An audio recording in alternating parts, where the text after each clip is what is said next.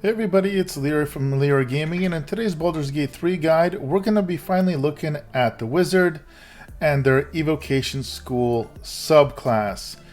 And if you've ever wanted to just blow the smithereens out of everybody without having to worry about whether your friends are in the same AoE as your enemies, well, the Evocation School Subclass may be the right one for you. In this video, we're going to cover features at level 1 of character creation, including ability recommendations, full level 2 to 12 breakdowns. I'll share with you all the spells available as you level up, your general equipment recommendations, and my thoughts on multiclassing the Evocation School Wizard. You can use the timestamps below to jump to areas that most interest you, and remember to drop a like and leave a comment below of your thoughts, feedback, and questions. And now without further ado, let's check out the Evocation School Wizard.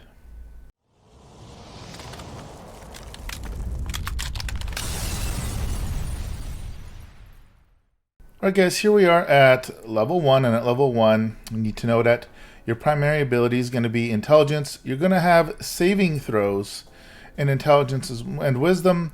You only have a hit die of 1d6 hit points, and your only proficiencies are with daggers, darts, slings, quarterstaves, and light crossbows.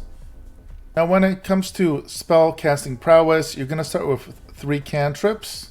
And you're going to get the action arcane recovery, where you replenish spell slots while out of combat. You cannot restore spell slots above 5th level. And this is going to use arcane recovery charges. And you will get 2 level 1 spell slots. Now when it comes to your cantrip choices, here are all the cantrips you can choose from. As always, I will mouse over the spells. Feel free to pause the video if you want to read the descriptors.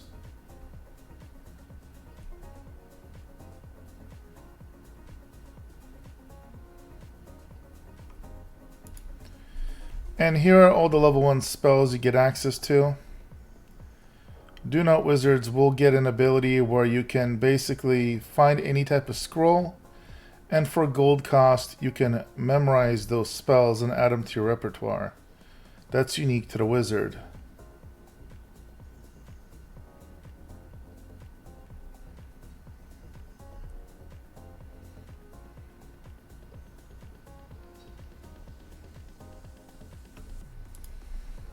And then when it comes to your ability points, I recommend 8 strength, 14 dexterity, 15 constitution, 17 intelligence, 10 wisdom, and 10 charisma.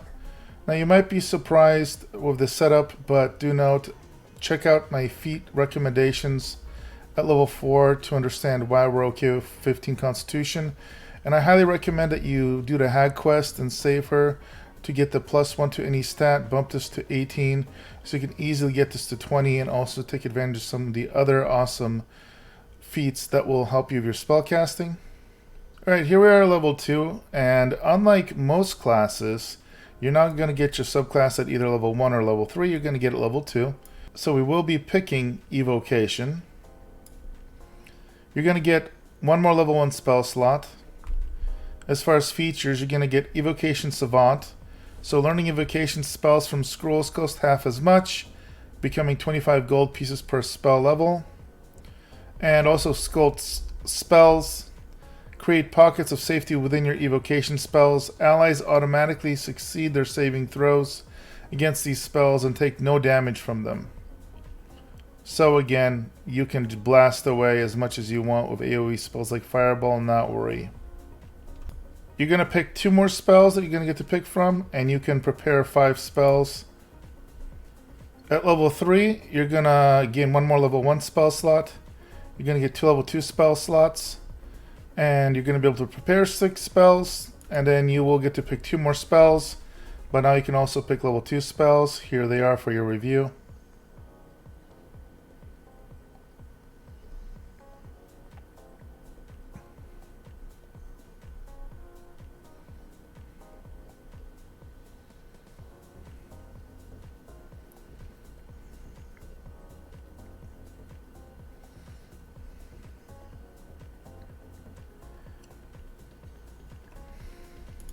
At level 4, you're going to pick 1 more level 2 spell slot.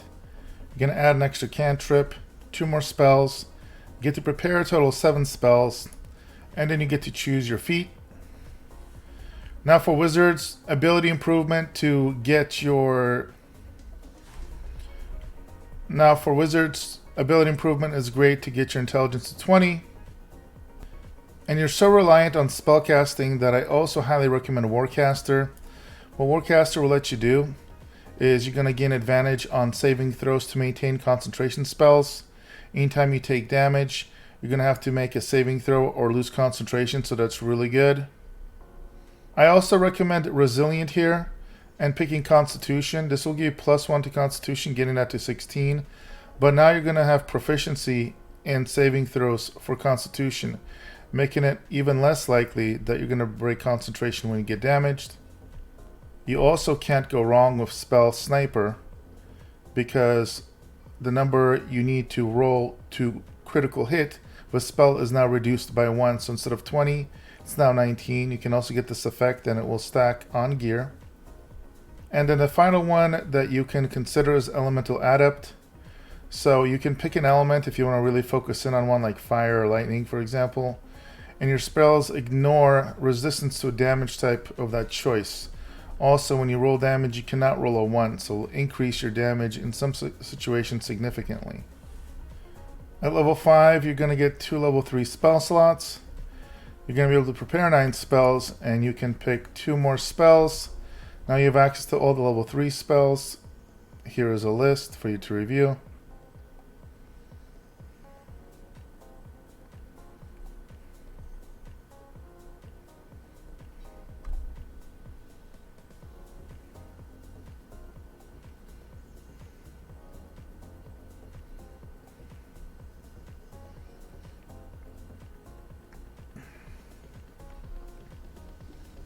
At level 6, you're going to get to prepare 10 spells. You're going to get to pick 2 more spells. You're going to get 1 level 3 spell slot and potent cantrip, so your cantrip becomes harder to evade entirely. When a creature succeeds a saving throw against one of your cantrips, it still takes half the cantrip's damage, but suffers no additional effects.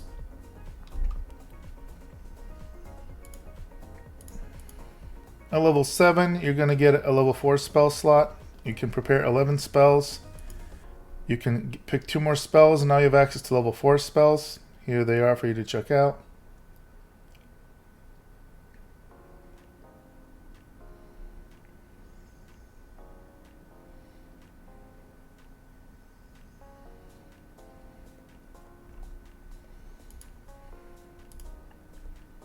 At level 8, you're going to get another level 4 spell slot.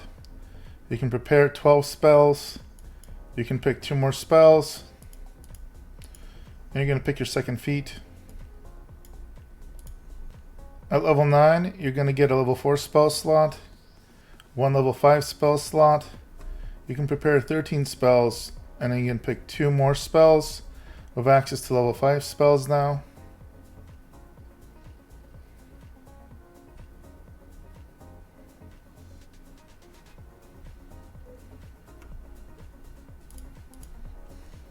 At level 10, you're going to get another level 5 spell slot. Your new feature is Empowered Evocation. Your grasp of evocation magic has tightened. You can add your intelligence modifier to damage rolls with any evocation spell. You're going to gain another cantrip, and you're going to get to pick up 2 more spells.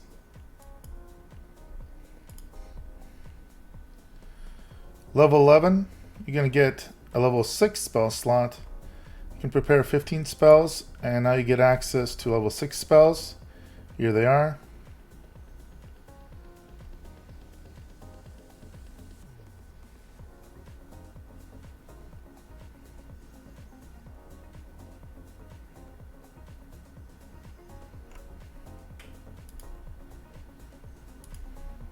And then at level 12, you're going to be able to prepare 16 spells. You can pick 2 more spells. And then you're going to pick your final feat. Alright, now let's talk about equipment for the wizard. It's a little tricky here because inherently wizards, if you just go full wizard, do not get access to a lot of different equipment. You're probably going to pick a staff, maybe a basic ranged attack like a light crossbow. Cloth as armor, and then support items that are gonna potentially give you access to even more spells, maybe extra spell slots, maybe a little extra AC, etc. But really, your equipment diversity will come into play if you decide to multi-class. We'll talk about that. I will say right off the bat, since it's common to get a level of warrior, one or more, you can very easily have a wizard that has high AC because they can have heavy armor and a shield, for example, and then just any one-handed weapon that you're just going to wield for any stats or effects. This is mainly because in Baldur's Gate 3 there is no negative effect of wearing heavy armor and casting, unlike what many people are used to from, older D&D games. So you can run around in heavy armor as long as you're proficient in it to your heart's content, and then still nuke out fireballs and have a ton of AC. And that brings us to multiclassing. Now, it's important to note you get your final subclass feat at level 10. So if you like that subclass feat, that's when you definitely want to potentially go to level 10. Level 12 is the least impactful, except for the fact that there's a lot of good feats that you'd want. So the easiest thing to do is multi-class one level into fighter, so you can unlock all weapons, shields, and armor. Some people also like going Eldritch Knight, but that means you need to sacrifice 3 levels, and that means that you do not get your level 10 feature. So if you don't care about your level 10 feature, then Eldritch Knight isn't a horrible way to go, or one of the other fighter subclasses. But otherwise, even a 1 level dip in fighter can help a lot. Or because this class can benefit from so many different feats, I wouldn't blame you for just going pure wizard so you can get the 3 feats. Sacrificing 4 levels so you can still get 3 feats in a multi-class is a little bit more questionable, but I guess it just depends how much you care about the high level wizard spells. Alright guys, so that brings us to the end of the wizard guide here. Hope you guys found it helpful. If you did, please make sure to drop a like. Let me know in the comments below thoughts and feedback, greatly appreciate it. Subscribe to see more content from me. As always, thank you for your support, and I'll see you guys in the next video.